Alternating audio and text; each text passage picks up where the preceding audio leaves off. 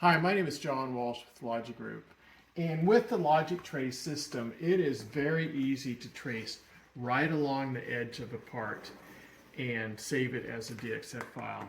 And I'm going to demonstrate that in this video. First thing I do is I come in and click the 4 points. Then I just digitize 4 points around the part that I'm digitizing. This is just to blow everything up on the screen, make it look a little bit bigger. And then I come in and I'm going to use the tracing method and I'm going to click Trace Start. And then I just take the pen stylus and I just go all the way around. Just holding down with the tip and going around the part. Good. Stop here and then go left-handed. That's always a lot of fun. And then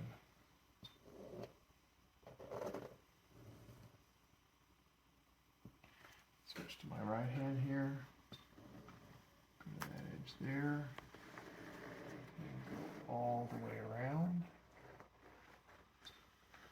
to where I started, and then I click stop, and it connects the first last point. There it is. Let's go ahead and do the that hole there. I'm going to do it as 3 points.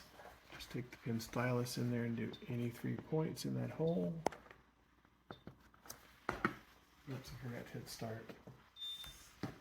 Try it again. That point there, that point there, that point there. Tells me what the diameter is. I have the chance of changing it. And then I click stop. Let's go ahead and redraw it. See how it looks without any of the circles. Looks good.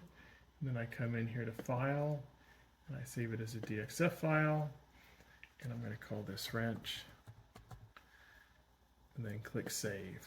And then I load that DXF file into my CNC or CAD software.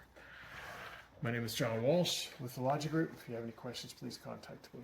Thank you.